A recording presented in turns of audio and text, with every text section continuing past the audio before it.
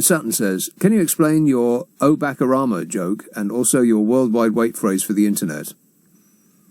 Well, the worldwide wait thing is not very appropriate these days. We used to have dial-up. I bet my glamorous assistant doesn't remember that. Do you remember dial-up? I had dial-up. Did you? Well, yeah, there you are, you see. Dial-up. You kids, you've got no idea. Complaining and complaining and complaining. Whinging and whining and moaning. You've got no clue what dial-up. You used to have to choose between using your phone, your landline. We didn't have blooming mobile phones then. Never mind about smartphones. There were stupid phones, which were attached to the wall with a wire. You believe that? No. And you had to select. You were going to either look at the internet very slowly, or you were going to make a phone call. And if a phone call came in while you were looking at the internet would shut down. And that's very, very recent history, like last Tuesday. And "Oh Backorama," well, it was somebody who said that, wasn't it? I can't remember who said it. You have to look that up on your super fast fibre internet. I don't know. Somebody was going on about what's his actual name? What's his name? Obama. James Obama. What's his name? Barack Obama. Barack Obama. I know. Yeah, Barack Obama. And they said, "Oh Backorama." So that's where that comes from. There, clear. Glasgow. Hello, Scott. Hello, Nick. You and that are back of Barama. So you've been mentioning the etiquette of driving in the middle lane. Yes. Or even the danger, as I'll point out, of driving in the middle lane. Mm-hmm. I'm a professional driver. I drive some of the most well-known bands in the country or the world, even. You drive the most what? I've driven some very well-known bands. I won't go into it. Oh, bands. Bands, yes, well, not elastic bands. Okay, well, give us a clue. No, I won't. Well, are they a rock and roll band? They're all rock and roll bands, and there are many bands. So right, so is there anybody that we would have heard of? Yeah, for sure. Right, so is that a no? No, it's a yes. You will definitely have heard of them. It's an absolute yes. So is it the Who? Yes or no, but I won't tell you. It's probably the Rolling Stones, isn't it? I bet you did for Motorhead. Rock and roll! God, Somebody like that. I'll tell you what, Nick. That's the band that I wish I had have driven for. Right. No Sleep Till Hammersmith. Oh, God, no sleep till Glasgow. It would have been no sleep till from the time I'd woken or slept. Anyway, so the point I'm making... was it a band, the most famous of all the bands, were they known for their hell raising? What, who I've driven for? Are you just trying to bait me with... I just want to know. Everybody wants to know. We want stories from the roadies angle. That's what we want. That's exactly what I would never, ever do. You're not a doctor. You didn't sign a pact of privacy. Yeah, I did. Sure. Oh, did you? Right. Yeah, I did. Yeah. So what kind of a band would insist that you... It goes with the territory. No, it doesn't, though. But it doesn't, though. You're a driver. You're not part of the band. No, I'm a driver. Take it from me. When you are driving for a well-known band, what, right, like the Who? Yeah. Whoever, Nick. Yes. Right. It doesn't matter what the band is. You'll hear things, and there's no way that I would never. Right. I would never even say on air. I think you just slipped out a clue there. You said it doesn't matter who the band is, so it's probably the Who, isn't it? And you're a motorhead, Nick. Oh God, I've done it again. Anyway, yeah, let's move on. Right, so I haven't, quite convinced you of my your expertise in this regard. No. Yeah, exactly. But I can tell you something, right? Now, if you drive in the middle lane, it's not a great thing to do. Not a great thing to do. Not a great thing to do. Why not? Because you will get undertaken, you will get overtaken. Anyway, the point I'm going to make it depends. If you're driving faster than the slow lane, then they won't undertake you, because you're going faster than they are. One of the reasons... See? Proof. Exactly. That's all it takes now, isn't it? Yes. Yeah, I know. All you have to do is believe. Yeah, all you have to do is not answer, it seems. But anyway, so one of the reasons I phoned you up, Nick, is to ask Please tell me it's not Ed Sheeran. No, it's not Ed Sheeran. Oh. Right, look, you're just going to go through names, and eventually there's going to be a horrible numb silence when you say one, isn't it? Yeah. Steps. No, it's not Steps. Look, I'll put the phone down if you carry on. Okay, then, carry on. Right. So, basically, what I'm saying is, one of the reasons I run you is for you to ask me a question, actually. I've been asking you questions. You haven't answered one single one yet. No, and I certainly won, under threat of all sorts. Okay, then. But it's Kanye West, isn't it? Whoop-dee-dee scoop poop. No. Or north, south, east, or west.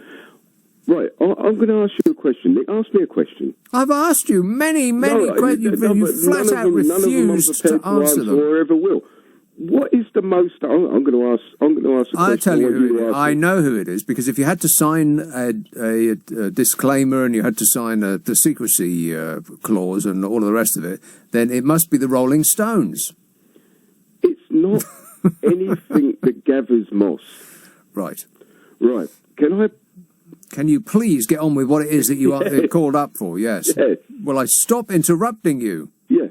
Now, I would like you to ask me a question. That question being, what is the most dangerous stretch or nature of road? Right. I know the answer to this.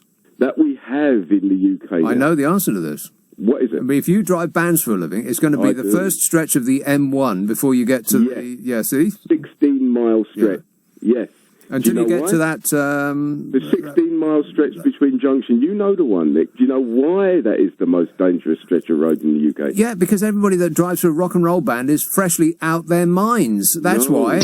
Want to score some pot? Yes, absolutely. No, it's not. It's not. You've been backstage hoovering up whatever it is the band left in their dressing room.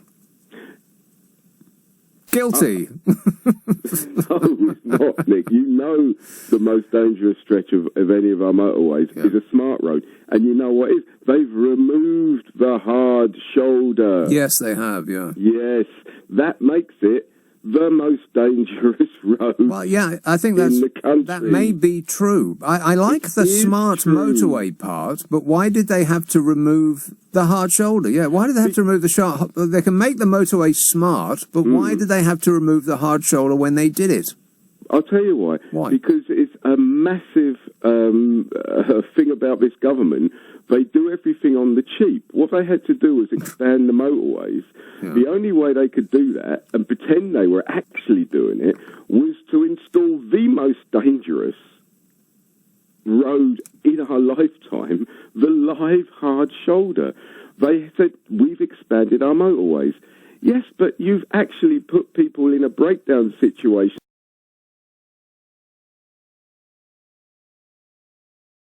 Yes, that doesn't make any sense to me. I'm telling you, as a professional driver, that is the most dangerous position you could possibly be in. Before that, the most dangerous place you could be on any of the UK roads was the hard shoulder. That was damn well dangerous.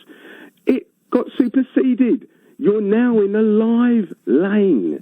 So as a professional driver, I'm telling you, this will go down as the most murderously idiotic expansion of our roads that has ever taken place. Ever. Right. It's Iron Maiden, isn't it? No. Nick, are you going to carry on while I'm trying to make my point? Yes, I'm afraid I am. Yeah. But unfortunately, time has ticked away and we've run out. But thanks a lot, Scott. That's Scott. He's a driver with Led Zeppelin, as was. And now he drives for Cheryl Cole. What a come down. Yes, that's a pretty steep decline. Coming up, back in November, a piece of concrete had a birthday and planned an open. Many men experience this means it's really something we should be talking about. Lloyd's Pharmacy has launched. It can be caused by medical conditions associated. Going to be receiving a special gift from Berlin. Did you hear about this? Berlin residents have actually clubbed together to give him a present. You're going to hate it, Donny. It's a piece of the Berlin Wall. I'm building a wall, okay? I'm building a wall. I'm building a wall, okay? I'm building a wall. And it's not a small piece, it's a very, very big piece. They're going to give him a 2.7-ton section of the Berlin Wall. Where did they find that? The German Antiques Roadshow. The stunt, as it's being called, is squarely directed at Trump's vow to build a wall along the US-Mexico border, or, as he said last time, along the Colorado border. Yeah, he's going to get New Mexico to pay for it. What an idiot. This is part of his zero-tolerance immigration policy, or rather his policy of appealing to the drooling yeehaws that populate those white power safe space rallies. I would build a great wall, and nobody builds walls better than me, believe me. Yeah, you're not going to build a wall, and Mexico isn't going to pay for it. Hey, Trumpists, are you tired of winning yet? Oh, shut up! He said, the message painted on this concrete slab says, we would like to give you one of the last pieces of the failed Berlin Wall to commemorate the United States' dedication to building a world without walls. People are trolling each other through the medium of concrete now. It's because the internet is full. The project's orchestrators are the Berlin-based pro-democracy non-profit Die Offene Gesellschaft. Isn't German a beautiful language? No. They said that they informed the White House about the project earlier this week, but have yet to hear whether the gift will be accepted. Well, I think we all know the answer to that. They plan to hand over the section exactly 30 years since the wall fell, as in right now, later on today, over there. And at that moment, I expect bullets will once again be flying over a piece of that wall as the White House repels all visitors. This outfit called the Offene Gesellschaft, the managing director, Phil, said, so we hope this letter will end up in a public letter, as in, you know, the 2.7-ton piece of concrete wall. That's what they're calling a letter. We hope this letter will end up in a public place where all citizens can read it. After all, the main message is a big thank you from the Berliners to the United States and its people. They said, thank you. Yeah, appreciate it. That was back when they had Ronald Reagan. God, haven't times changed when we can look back and think of Ronald Reagan as a statesman? I mean, even George W. looks good compared to the current incumbent. Absolutely. The White House did not immediately respond to a query as to whether they will accept it. Yeah, well, I expect that the answer is no, because it doesn't reflect well on the Donny. Die Offene Gesellschaft acquired the object from a dealer in Berlin. He said, psst, want to score some wall? He had a few pieces of the wall in his possession. You know, in his coat. So they bought it off him, and then they flew it to New York. Can you believe that? They flew a 2.7-ton piece of concrete to New York. That must have cost a fortune. And then they trucked it down to Washington. Truckin'. Get Grateful Dead on the phone, they'll sing it to us. Not answering? They're probably stoned. It's been financed by entirely private donations. It cost in the low 5-figure range to purchase the piece of the wall and transport it overseas. Wow, I'd have thought it cost much more than that. Low 5 figures, eh? Trump is yet to deliver on his signature campaign promise, it says here in The Independent, of building a big, beautiful wall. He's going to build a wall. Every time he says stuff like that, the drooling yeehaws at his safe space rallies just go, woo! Like it's actually going to happen. So far, his efforts at not building a wall have cost $10 billion. $10 billion. I make $400 million a year, so what difference does it make? Yeah, sure you do, Donny. And I think so far he's only replaced bits of fence with bits of wall that have been already easily breached by smugglers.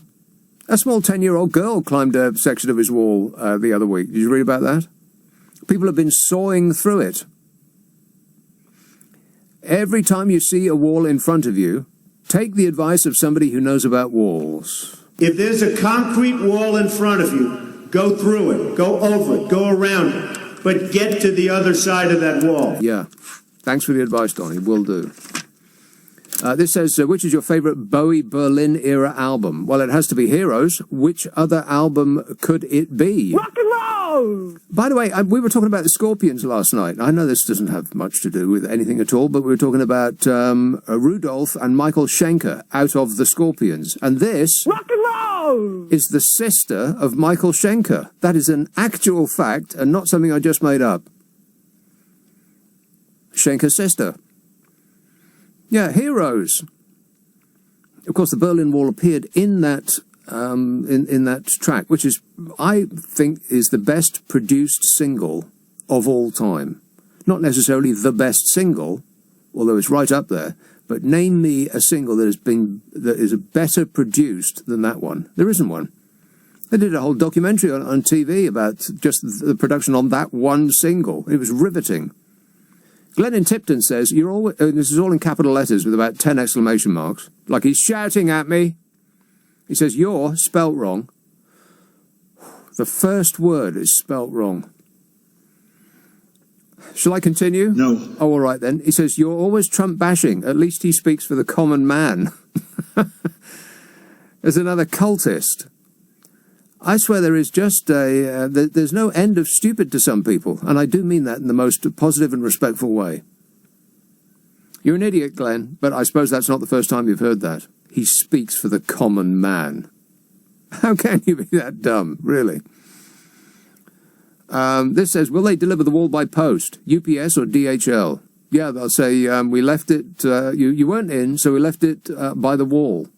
Here's a suspiciously keen caller in Croydon. Hello, Maxine. Oh, hello, my lovely. Oh, my God, you're so loud. Oh, well, I know, because you always have a go at people. What? When they're in their car and they've got their radio on and they don't turn it down and you can't hear them. Yeah, now, I like look, driving. I've got to tell you this. I've got to tell you this, my love, because you know I love to chat to you. Yeah. You're my most favourite, apart from Steve Allen. I love him as well. Well, that's that is spreading the love around a bit thinly, Maxine. Yeah, but I love him. I love him. He's my most favourite, and you my second most favourite, Second? my darling. All right, now, well, I'll live with that. here we go.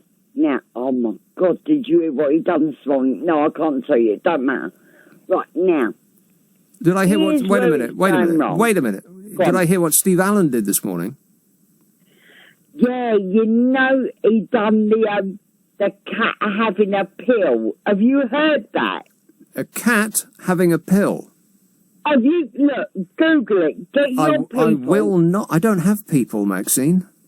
You do have I don't. people, I do my not love. have people. You have people working with you, because I'll chat to them before I come on to you, my Steve darling. Allen has people. He has clouds of assistants buzzing around him like flies. He's a posh man, but don't worry, you can get up there with him. This is a one-man band. I do all of this myself. There is nobody who is responsible for this show but me. Look, you've got to listen to this. Yeah, right. A cat. Took a pill, yeah. You got a cat, ain't you? No, I do not have a cat. You did have a cat. I did have a cat, yeah. Yeah. What did you do to it? What did you do to that cat? I did nothing to that cat. I stroked it and gave it love. I talk to it every now and again. Where is it now? If it, it's in cat heaven, Maxine.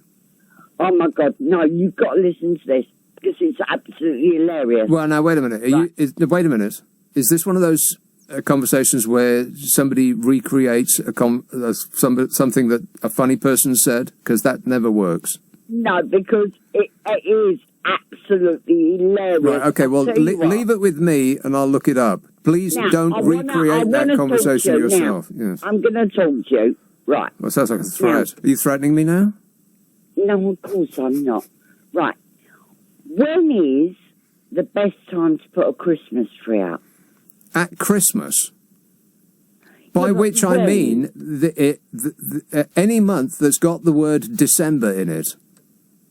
What? It ends in BR. Yeah, it starts with D and ends in Sember. Right, so I'm trying to sell my house. Right? Right. Okay. Now, I've got people coming round. They love my house. But no one wants to buy it. No, so wait a minute. Wait, back up. They love your house, but no one wants to buy it. No, so I'm thinking, should I put my Christmas decorations up early? No. Why? Definitely not. Why not? Because people don't want your Christmas decoration. When you dress a house, you have to give people the idea that that is the lifestyle that they will aspire to. Yeah, but they're not buying me. They're buying my house. Well, maybe if you threw yourself in, Maxine, it might be more attractive to a purchaser. Now, or I've got something to say to you. Right, now, the people in Yorkshire that have got all these the floods and everything, I feel for them. I really do. Yeah. But here's where this is coming from me. Now... No, you're not going to say something controversial now, are you? You're not going to pin the blame on them. You're not going to say, well, of course, if they just used their common sense, they wouldn't have lived in Yorkshire in the first place. Look, I'm not going to say nothing like that. Right. Mr. Boris Johnson. Yeah. You know I like Boris. I like his hairstyle. Okay. Goes all over the place. Yeah, a bit like him. Right, now, here, my love. Yesterday, he went down to see the people in Yorkshire. Yep, and I feel for them. I really feel for them. What, because of a visit by Boris Johnson? No, well, I mean, that's borderline offensive. He's our Prime Minister, Maxine. Can you give me a bit of a line? Come on, darling. I'm like a minute past a break. Yeah, well, don't worry about that. Yeah, get to the point, Maxine. Right, okay. Right. Boris was there yesterday. He had about a 2,000 pair of shoes on his feet.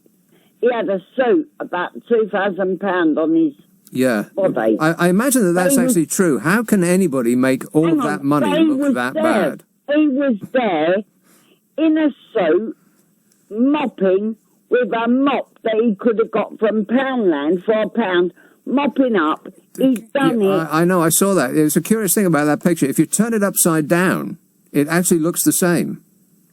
Because the mop perfectly reflects his own hair. Now, I wonder if the people that took that picture, they must have spotted that and taken the picture from a very unflattering angle, such that the mop looks exactly like his hair. Try it. Turn that picture upside down. If it's on a computer screen, then you'll have to turn the whole screen upside down, unless you know how to, fix that. Yeah, Maxine, I've got to go, mostly because I've got to go. Coming up, the leader you get, like the ones which are totally off topic. Gosh, that's a good idea. Oh, no, wait, I already do that. I carefully select with my own personal hands what I'd describe as the best of this show, the bits that make me laugh. And I squeeze it together in a half-an-hour chunk, and it arrives all over the internet on Monday. Patrick texts, is it possible that Donny has some degree of undiagnosed mental illness?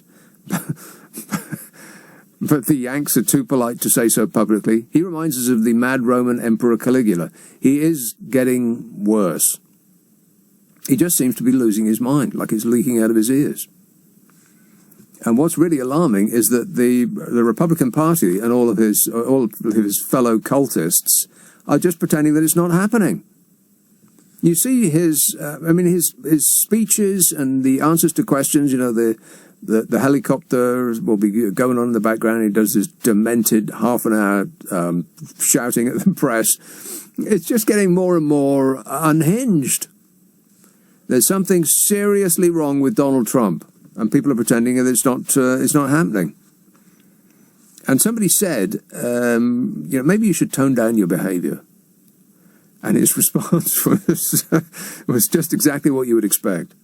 Donald Trump blamed the media for his behaviour, and then went into his usual rant about it's a total hoax and it's a witch hunt.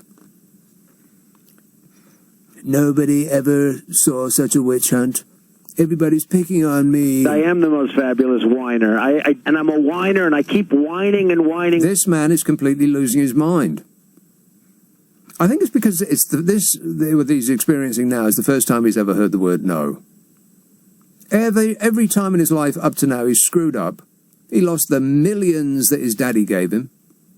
And as soon as he did that, Daddy would get the checkbook out and he'd give him more. And any time someone came up against him, he'd use the money that Daddy gave him to sue them. He's been the subject of about 1,400 lawsuits. How is that even possible? On one side or the other, he's been in about 1,400 lawsuits. And he uses his dad's money as a weapon. And he's got everything that he wanted up to now. Up to the point that he has become the most powerful man in the world. And if that's not proof that God does... So the US president, that's never going to sound right. Donald Trump is the US president. I can be more presidential than anybody. The US president lashed out at the fake news during a 2-minute rant. I mean, that's the only way to describe it. I know that the word rant is overused. Anytime somebody says more than 5 words in a row, it's described as a rant. But this really was a rant. He goes red in the... He turns from orange to red. You know, like a traffic light. That's exactly what it is. It's like a traffic light. Warning, warning. Yeah, when he turns from orange to red, then back off. And he starts shouting about, you know, anything that flits across the vacant canyons of his mind. Lashing out the fake news, by which he means news that does not come from Fox News, which is the state broadcaster, pretty much. That's the state propaganda outlet, Fox News. He loves them. Everybody else that actually tells the truth about him is fake news. It's amazing, really, that I mean, Americans previously would have thought, well, this, you know, you look back at, and I'm not calling him Hitler, but he is along the line of a demagogue, of a dictator. He wants to be a dictator. That's why he cozies up to dictators. He'd love to have the power that Vladimir Putin has to deal with uncooperative journalists in that manner. But he can't, very much. So he has to destroy them in other ways. How annoying for him. But people would think, oh, that can't possibly happen in America. Well, guess what? Just did. And people in this country think, well, it couldn't possibly happen here. Really? Cling on to something firm. It's going to be a bumpy ride.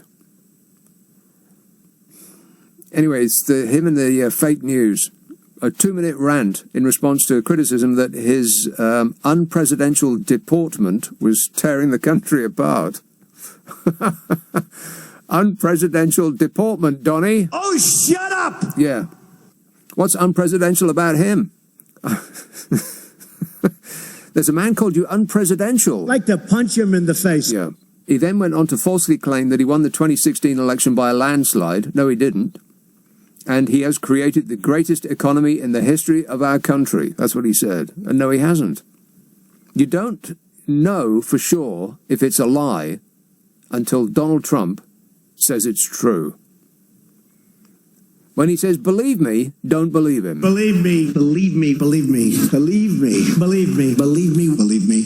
Okay. So this all started when Trumple Thinskin was asked about a billionaire hedge fund manager called Leon Cooperman, who is an actual billionaire and not someone who played a billionaire on TV. I make $400 million a year, so what difference does it make? Yeah, sure you do, Donny. You know, if he was really rich, he'd publish his accounts and take out adverts in the papers and put posters by the roadside to show how rich he is.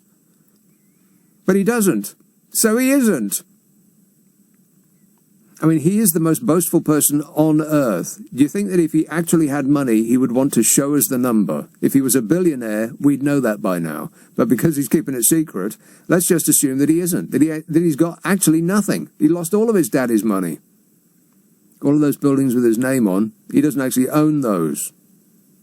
Anyway, this billionaire hedge fund manager called Leon Cooperman, he suggested that the president shouldn't stand for re-election in 2020 unless he was prepared to change his behavior. He should stop acting like a baby. To which Trump said... So this reporter asked him if he was going to change his behavior, and Trump replied, and I'm not making this up, well, no, you really shaped my behavior, because from the day I came in here, I've had problems with that phony stuff, like a phony dossier that turned out to be false, like false investigations that I beat. A lot of my behavior was shaped by the fake news and the other side. You believe that? A toddler is the leader of the free world. It weren't my fault. You made me do it, is his response. What is he? He's like 150 years old, and he acts like a 3-year-old. I didn't do it. Trump said, so I think in the light of all the things going on, the fake news, all of the bad things that went on, it's called the swamp. You know what I did, a big favor. I caught the swamp. I caught them all. Nobody else could have done this but me. I caught all of this corruption that was going on. Does it make sense yet? No. God, it's incredible what's going on. That's the most powerful man in the world. We're all in great danger. He drained the swamp. He drained the swamp and filled it with sewage. Everyone he ever hired is either under investigation, in jail, or fired by him, the man who hired them, for being incompetent, which is a really low bar in his administration.